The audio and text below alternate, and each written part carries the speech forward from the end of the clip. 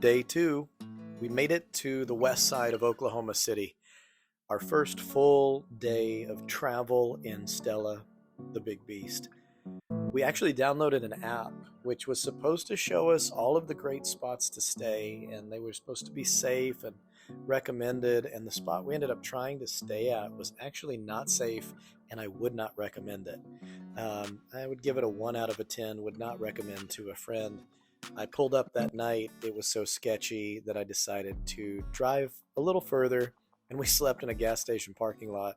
I didn't rest well, but it was a beautiful drive. This actually was the first day that it rained, and it was the last day that it rained in like 30 days.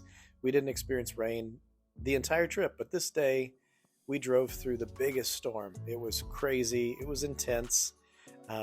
Second day in the RV, and we have a rainstorm. So it was cool. We made it. We survived. Also, you recognize on day 2 in the car that you have to entertain yourselves somehow.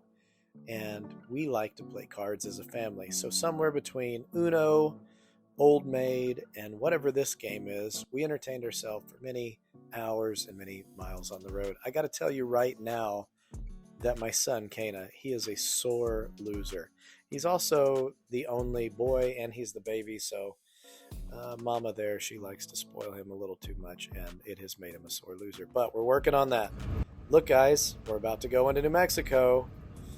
There it is. A whole lot of nothing.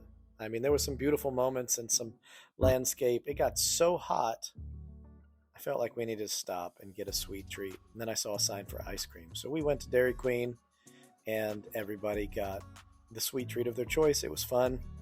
We were able to park with the big semis because Stella's too big for a parking spot, but just big enough to fit in the semi parking. Back on the road again, driving through the desert.